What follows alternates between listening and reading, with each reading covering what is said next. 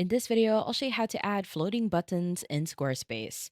Once you are on your Squarespace website, the first step is to head over to the top bar, and on the left-hand side, simply click on Edit so we can start customizing our website. Now, once you are on your Squarespace website, the first step is to head over to your first section.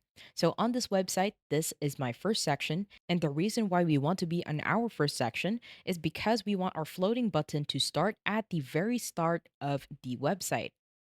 Now, what we want to do on our first section is add a code block. To add a code block, you just want to simply hover your mouse on the first section, and on the top and left corner, you will see an option to add block, so just simply click on it. Now, from here, you want to scroll down until you find code, and under code, you will see the code block. Now, if you can't find the code block, you want to head over to the very top, and in here, we have a search bar, and from here, you just want to simply search for code. Now, once you have your code block, simply hold and drag within the first section. Now, when you drag the code block, it will automatically have the word Hello World. So, what I want you to do is simply click on the code block, and at the top, click on the pencil to edit. Now, on the content section, you just want to make sure that the mode that we're using is HTML. And on the first line, what you want to do is pressing Control A to highlight the whole code and press on backspace to delete. We just want to make sure that we are working on a blank slate, so anything that is in here, be sure to delete that. Now, the next step is to head over to the description of this video, and in there, you'll find a block of code. What I want you to do is highlight the start until the end of the HTML code and pressing Ctrl C to copy. And once you're done, simply head over to the first line on Add Code and press a Ctrl V to paste the code. Now, in here, we have two things in which we can change. The first is the reference, or what we call is the link. So when the button is clicked, it will automatically take you to the contact page. Now, let's say you want to take them to the About page. So on the slash, you just want to simply type About, and it will automatically take them to the About page. Let's say you want to take them to a specific URL, so just simply add the URL right in here. Now, on the right hand side, you have here the class for the floating button. Now, on the contact text, this is the title for the button. So, on the right hand side, it will be named as contact. And if you want to name it to about, it will automatically change to that. So, you just want to make sure that your link is correct as well as the name or the title that is indicated in the button. And once you're done, just simply click on a random section and it will automatically save on the code block. Now we want to head over to the top and left corner and click on save. And on the right hand side of save, click on exit. Now, once you click on exit, it will take you to your website preview. And from here, you want to head over to the navigation panel on the left hand side and make sure that website is selected again. Now, under website, you want to click on pages, and on the pages section, you want to scroll down at the very bottom. And from here, you will find custom code. Now, on the right hand side, click on the drop down for custom code. And below custom code, you want to click on custom CSS. Now, on the custom CSS section, you want to head over to the left hand side and make sure that we are working on a blank slate. However, if you do have codes that you have added in here, then make sure that it won't affect our code that we will add for the floating button. Now you want to head over to the description of this video, and in there you will see another block of code for custom CSS. What I want you to do is highlight the start until the end of the code and press on Ctrl C to copy. Now head over back to Squarespace, and on the left hand side, on the first line, you want to press on Ctrl V to paste the code.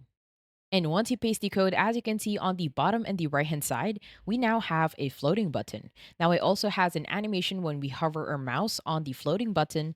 And if we scroll down, it will also stay within the right hand side. Now, what you can do is edit a few things to fit how you want it to look like. So, on the position section, which is at the very top of the floating button, this is set to fixed. You can set it on a specific area, but it is really essential to set the position as fixed. Now, on the bottom and the right, this is set to 80 as well as 20 pixels. Now, if you want to move it slightly above, so you want to head over to the bottom and make sure to add a value for the bottom. Now, on the right hand side, which is on the right of this area, you want to make sure to add or increase if you wanted to move a little bit to the left.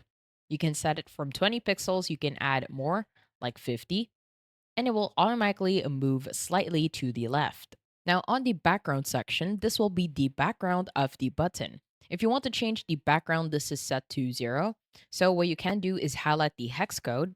And from here, you can set the color to be white, black, and even purple. You just want to indicate the exact name of the color. Now, let's say you have a white background and you want to change the text of the color. You want to head over to the color section, which is below the background. And from here, you want to change the color to black. Now, on the padding, you can also set a custom padding. You can increase the value of the padding or decrease if that is something that you want to do. And on the font weight, you can set this to be more than 600 pixels. We can say 700, and it will also increase. Now, on the hover section, this is whenever you hover your mouse on the floating button, it will add an effect. Now, let's say you have a white background and you want to change the hover effect to be a grayer color. Then you can just simply head over to the background, and from here, you can set it to be gray. Now, when you hover your mouse, it will also change to gray. Let's say you want to change it to a lighter color, like orange.